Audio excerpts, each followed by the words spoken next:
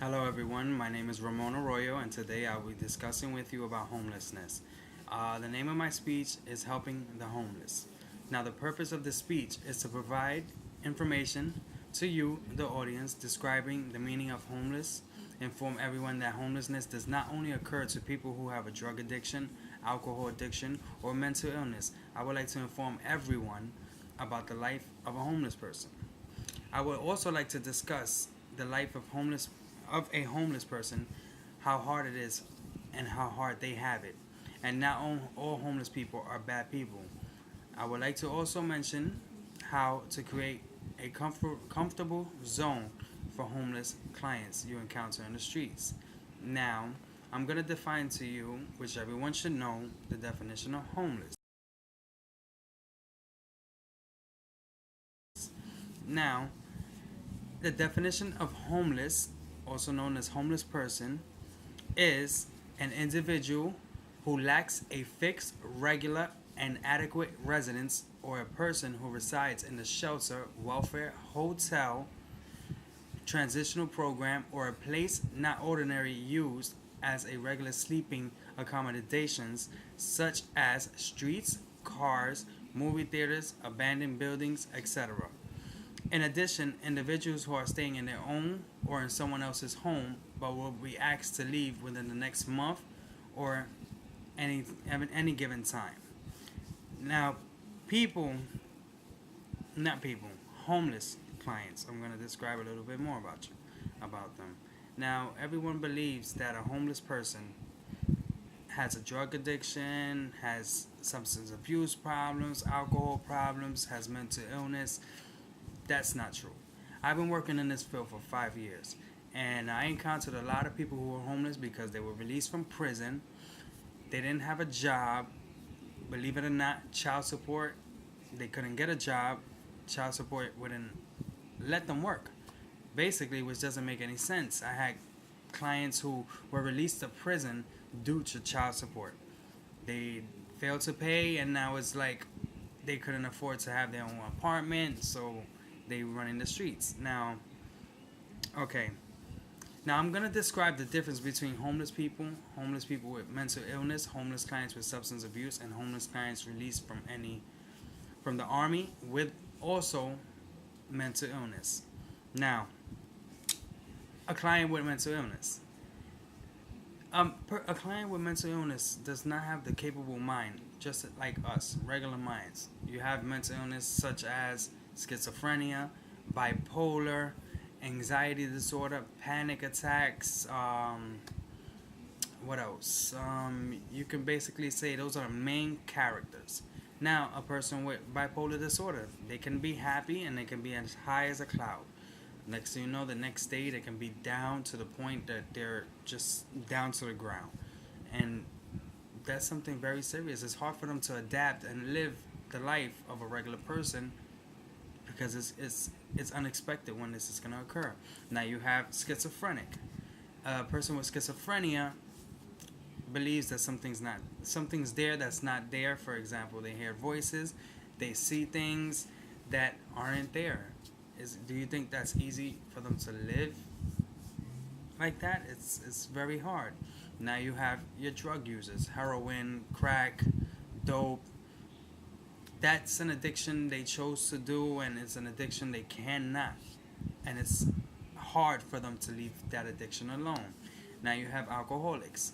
Now, an alcoholic, yeah, it's not really up there, but it is still an addiction, and it is still something that can create an issue of them living on their own.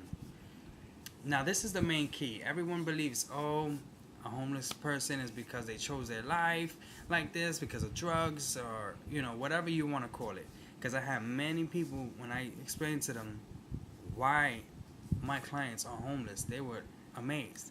You have homeless clients that came out of the army, that seen things in the army, that's been traumatized because of what they seen or what they did in the army, and created an imbalance in the brain that left them in the predicament they are in now, where they're paranoid. So you consider that paranoia schizophrenic. They're paranoid. They're believing that things are going to happen. They're believing that they're seeing things that aren't there. And this is why everyone's not homeless, because of drug abuse. Now you have clients who were released from jail.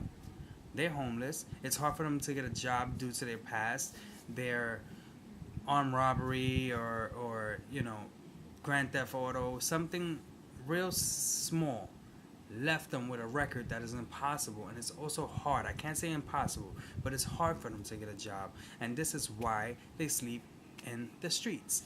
Now, over the 5 years, I encountered a lot of people who wanted help, and I got them housed into apartments, transitional housing, and to this day I hear that they're doing great.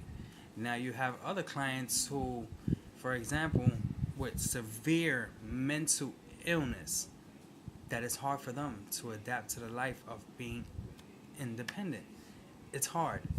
If you have a client who's taking their psychotropic medication, and they fail to take it, or they forget to take it, that can create a problem where they can just fall right back to the same part they were in. And what's going to happen, they're going to be hospitalized for their mental illness condition. Now, a homeless person, I cannot say ever since I've been helping them for these past 5 years, it's been a blessing for me. I helped so many clients who had all kinds of problems, but it's just, I enjoy doing it. Now I'm gonna move on now.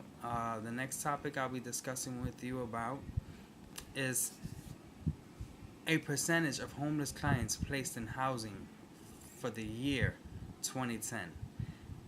Now, I would say for the time that I've been working with them, I say in 5 years, let me give a rough estimate. I placed, within the 5 years, I would say I placed about 40 to 48 clients in transitional housing.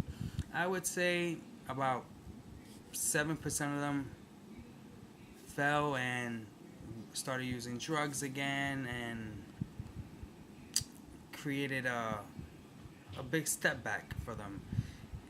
And it's a shame, but it's a condition that they cannot control, so it creates the imbalance in the brain that causes them to not live on their own. Now I'm gonna give you the percentage. You have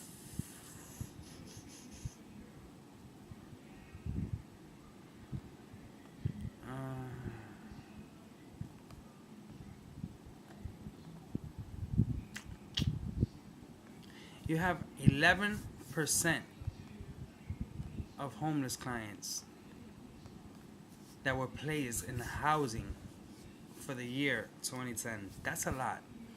And you can imagine in New York, a big city, a big state, with so many homeless people, sleeping in the streets. And imagine, that's a lot of clients. Now, my feelings towards the clients, I love my homeless clients. I can say I did a lot for them. I really enjoy working with them. And some of them some of them are very funny. Some of them are like, wow, I can't believe it. This person's homeless because of the situation. I believe that everyone should understand the point of why this person should be homeless. Why this person is homeless. Not just knock them and say, oh, he's dirty, because I've seen that before, where you have the innocent client that's just asking for help. And I've seen people do things that I couldn't imagine. Like one day, one of my clients, he sleeps in the park in New York, in Pelham Bay, and he was there doing a barbecue by himself. I'm not sure how he got the things, but he was there by himself, and it was late at night. It was about 10 o'clock at night, and it was a summer day. So I decided to work overtime and said, let me go check on my client. As I'm driving through, I see a group of teenagers just beating him up for no apparent reason, just hitting him. And that really broke my heart. It was like one of my children.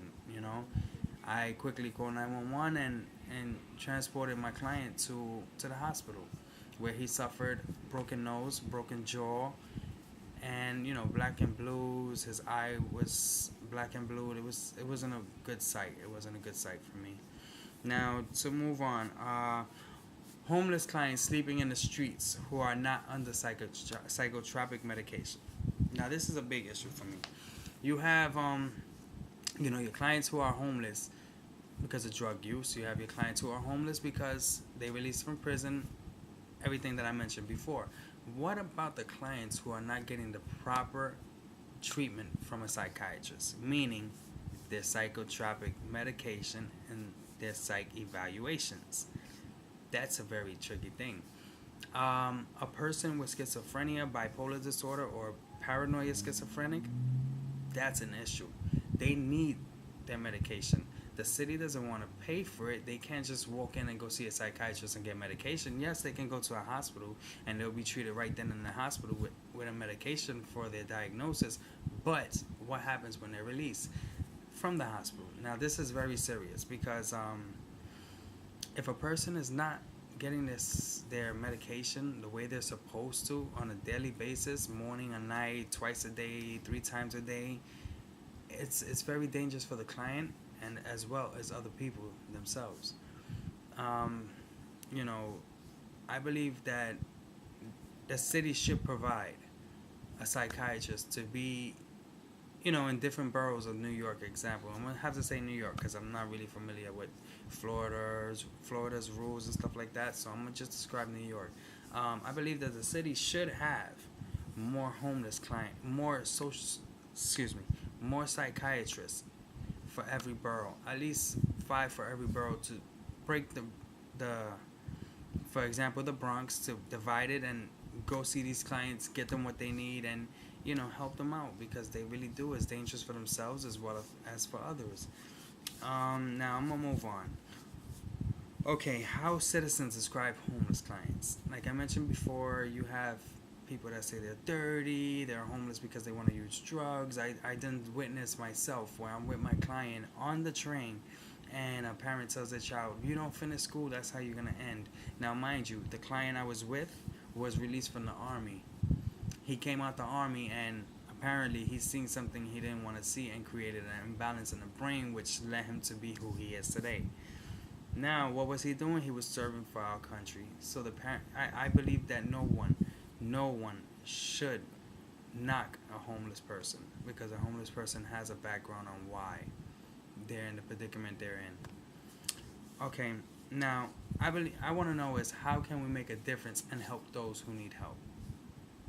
I feel that, especially in Florida there's not that many homeless programs. I believe that Florida should try to open up more homeless shelters, provide more I would say hands-on to these homeless clients that I see in the street. No, Florida is not populated in the areas that I've been to with homeless people like New York, but I done seen a lot of homeless people when you go to a certain part of Miami, and it's a shame. You have 15, 20, 25 people sleeping on the streets. That's just ridiculous, and that shouldn't be allowed. I believe that someone should do something, or we should all get together and help these homeless people.